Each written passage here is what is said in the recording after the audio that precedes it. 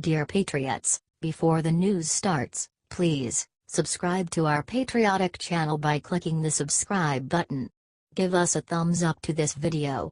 Don't forget to leave your opinion below in the comments section. Share the news on Facebook and Twitter so you friends see it. Thank you. Hensarling's last stand blocking banking bill.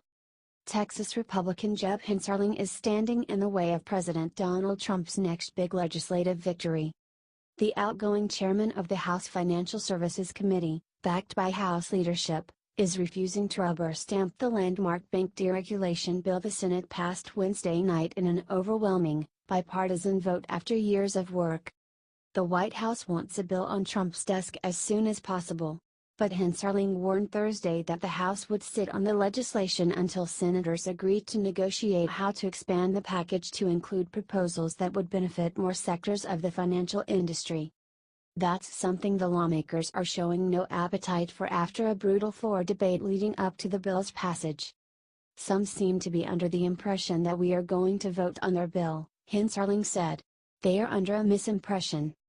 Hensarling's refusal to accept the Senate proposal, which already incorporates about 40 pieces of House legislation, is stoking fears among some in the Trump administration and in the financial industry that their big win may become mired in the House. For the conservative lawmaker, a legacy is on the line. He faces a brief window to put his imprint on the most important banking legislation since the 2010 Dodd-Frank law, probably the last major initiative he'll deal with before he steps down in January. Senate Democrats who helped draft and pass the bill have inflamed tensions with the powerful committee chairman as well as House leaders by saying there's little room to modify the legislation. In a comment that rattled House Republicans, Senator Jon Tester, Democrat Montana, said Wednesday, "If he adds a bunch of crazy shit, it's going to die. We've gotten it through the Senate," Tester said. "If he screws it up in the House, it's not going to go anywhere, and that would be real unfortunate for our community banks and credit unions." Hensarling has refused to back down, and he's now trying to force the Senate Democrats to come to the negotiating table. The next step is for certain senators to realize that for this to get to the president's desk they will have to negotiate in good faith, he said. "I'm not sure everyone has awakened to that reality." It's familiar territory for Hensarling. His tenure as Financial Services Chairman has been marked by a struggle to advance conservative economic policies that he says are critical to protect taxpayers and curtail government intervention in financial markets. He has at times let those steadfast beliefs trump pragmatism, even if it meant losing a legislative battle. This time, he's fighting for bills that he says have broad support from Democrats as well. Since he became chairman in 2013, the Financial Services Committee has been the spawning ground for dozens of pieces of legislation intended to scale back regulations. Amid resistance from former President Barack Obama, the Senate and the top Democrat on his committee, Representative Maxine Waters, Democrat California, much of the legislation that Hensarling ushered through the House failed to become law. But his deregulatory efforts kept the fire going, said Independent Community Bankers of America President and CEO Ken Fine. He kept pounding the drum during the Obama administration, Fine added. As chairman, he kept having his committee pass correction bill after correction bill after correction bill even though they didn't go anywhere in the Senate. It was a constant reminder that there were things happening that were hurting the local financial institutions. Trump's election changed the equation. Coupled with control of Congress, Republicans, and a coalition of willing Democrats, found their first real opportunity to revise Dodd-Frank. Hensarling wasted little time. He drafted a sweeping deregulatory bill called the Financial Choice Act that the House passed in June. It failed to attract a single Democratic vote, dooming its chances of becoming law. Late last year, Hensarling announced his plans to retire and pivoted. He began moving a raft of narrower, bipartisan bills, including pieces of the Choice Act, that would chip away at regulations in a more targeted fashion. At the same time, Senate Banking Chairman Mike Crapo, Republican Idaho, began ramping up talks with moderate Democrats on how to move a wide-ranging bank deregulation bill through the Senate. The negotiations, which built upon talks that had been quietly underway in the Senate for years, produced the bill the Senate passed Wednesday in a 67-31 vote. 16 Democrats withstood a barrage of attacks from the progressive wing of their party to help advance the legislation. The next morning, Hensarling stood his ground.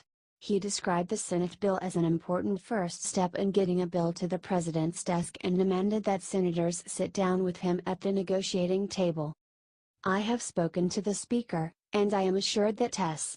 2155 will stay on his desk unless and until the Senate negotiates with the House," he said.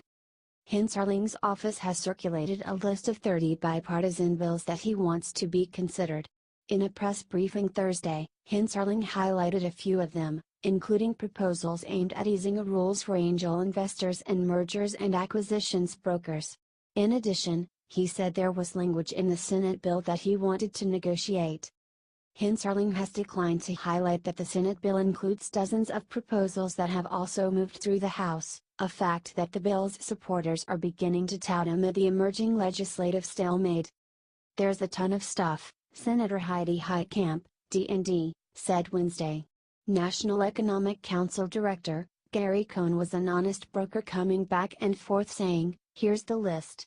A lot of what's in this bill already is stuff that has had tremendous support over in the House and the House has done a good job on." For Hensarling, however, it's still worth pushing for a few more to be included. "The good news is if they respect our work product there's so much more for them to choose from," he said. A CROPO spokeswoman declined to comment Thursday on Hensarling's request for negotiations. Democrats indicated they had no desire to expand the Senate legislation. Heitkamp said in a statement that the bill was carefully crafted so it would maintain strong bipartisan support.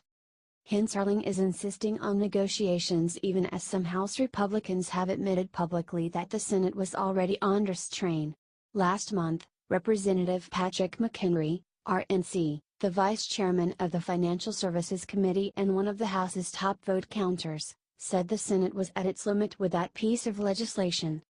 The rift between the House and the Senate is exposing the legislation to a fresh wave of lobbying from sectors of the finance industry dissatisfied with the bill, including large insurers, big banks and credit reporting companies. At the same time, Hensarling has begun to face unusually public pressure from lobbyists who want the Senate bill to become law without delay. "We agree with Chairman Hensarling that not every single good proposal is in the bill," said Fine of the Community Bankers Trade Group. "However, we will not participate in killing a solid bipartisan bill just because it does not have everything we could want in it. We will not participate in making the perfect the enemy of the good." A senior Trump administration official praised the House for passing bills with bipartisan support.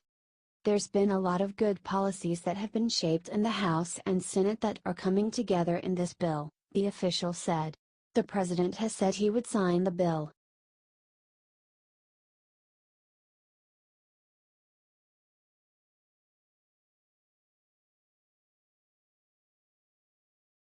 Lawyer says Trump org cooperating with Mueller probe after subpoena news.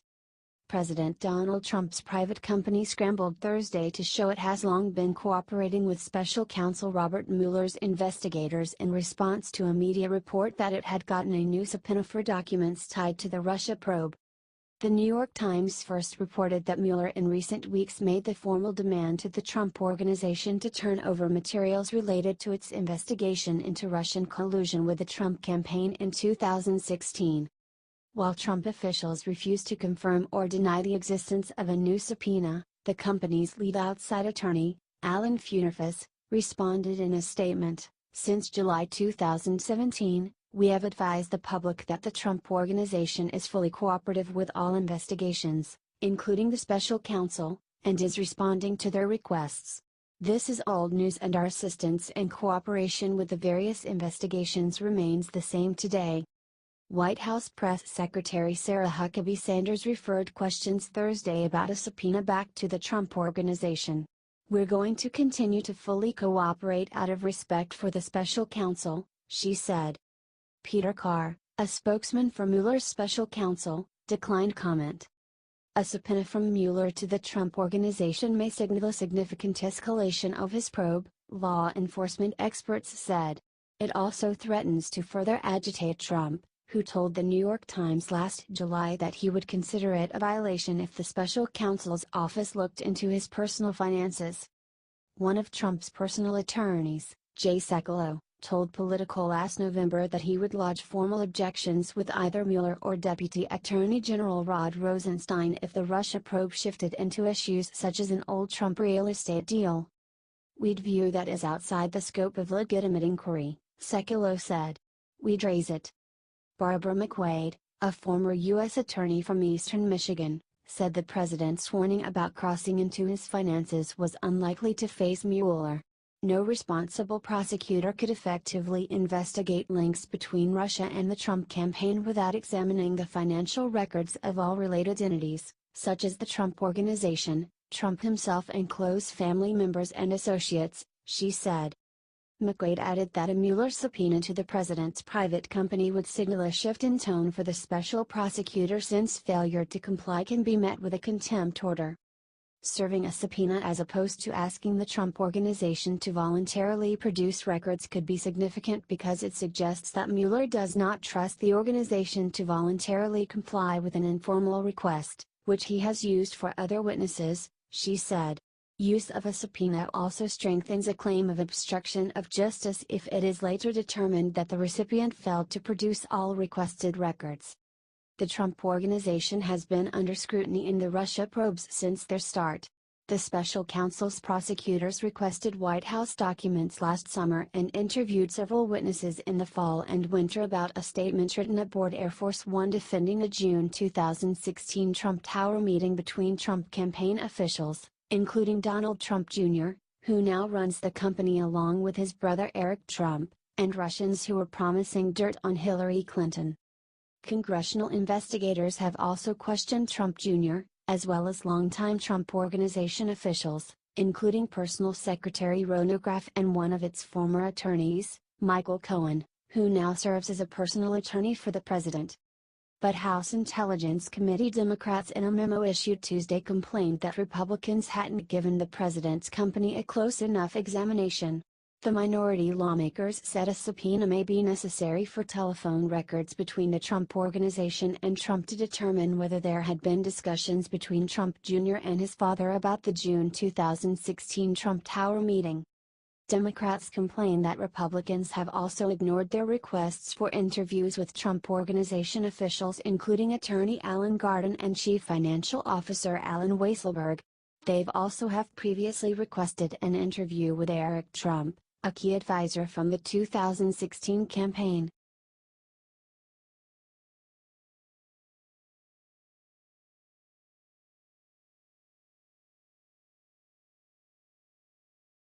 White House announces Easter egg roll set for April 2. 10-year-old Paris Stupor must be ecstatic, White House Press Secretary Sarah Huckabee Sanders on Thursday invited the Fort Campbell, Kentucky, native to next month's Easter egg roll. The event, the 140th for the White House, is set for April 2, Sanders said. "We are so patriotic in everything we do," Sanders said, reading from a letter Stupor sent to the president. She goes on to write that the president is doing a great job and says that if he would invite them to the Easter egg roll, she would do my happy dance all over the house. "Well, Paris, you can get your dancing shoes out," Sanders said. The annual White House tradition dates back to 1878, with Washingtonians gathering on the South Lawn to celebrate the Monday after Easter. Sanders also extended an invitation to the children of White House press corps members,